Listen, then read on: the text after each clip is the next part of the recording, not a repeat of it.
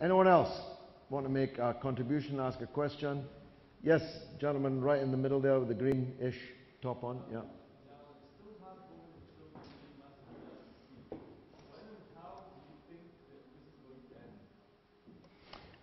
Well, end is a moot point. It's not going to end. It may pause. And it may pause quite soon. After all, now that Israel is losing, for them, significant numbers on the battlefield, in addition to the shock to their system that Palestinian rockets can now reach far and wide, Israel's much more in the mood for a pause than it would have been a week ago. And John Kerry has gone to the region and is engaging in shuttle diplomacy, you might say many weeks too late. So it's quite possible that there will be a pause, but it will only be a pause unless the siege is lifted and unless there's a political solution to this crisis. Then it will only have been a pause, and we'll be back here in a year or two or three discussing exactly the same things, which is probably a good point for me to advance what I believe is the solution, because some people say we're long on condemnation and criticism and so on, but short on solutions.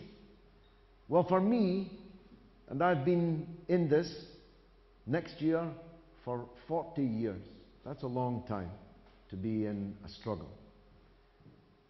I have returned to the belief that I had right at the very beginning, that there is no possibility of this conflict being solved except on the basis of a single democratic state between the river and the sea. I'm absolutely convinced of that. The so-called two-state solution isn't a solution at all, and is in any case a chimera. The West Bank and Gaza are entirely distinct and separate geographic locations, separated by mainland so-called Israel. In other words, they are not contiguous territory. Therefore, a two-state solution which involved the West Bank and Gaza would have the West Bank and Gaza entirely separated by Israeli land. In any case, what was the West Bank has now been massively seized and settled by illegal Israeli settlements. And here's a point, maybe some of you hear this word settlement, you kind of think of log cabins and horse-drawn wagons and so on. These are cities. These Israeli settlements are like Beverly Hills, using sprinklers on their lawns when Palestinians can't get water, beautiful apartments given free or at hugely subsidized rates by the Israeli government, paid for by the US taxpayer. And every one of these settlements has Jews-only roads leading up to them, from which the Palestinians are excluded. All over the West Bank are hundreds and hundreds of checkpoints. There's the apartheid wall. There's the insistence of Netanyahu that they will never allow control of the Jordan Valley out of their hands. The more you talk about it, the more you realize that actually there isn't even the land left, even though it isn't contiguous, that you could have a two-state solution. But the most important reason why it isn't a solution is that it has no prospect of that man there returning home. It has within it no possibility of the majority of Palestinians returning home. Now, some people say, well, this one-state solution is pretty far-fetched, but so is the two-state solution. But at least the one-state solution has the benefit of being a solution.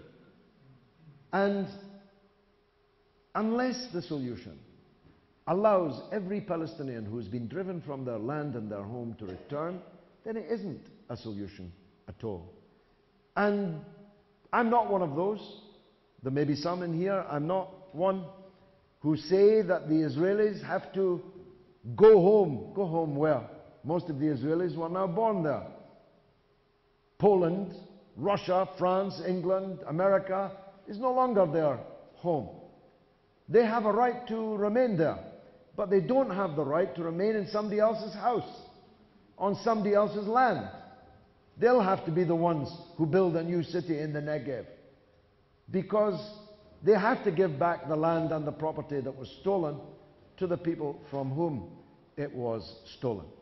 So, to me, as someone who was deeply involved in the struggle against apartheid in South Africa, I'm very clear that one man, one woman, one vote, that's the only basis that we can support any state.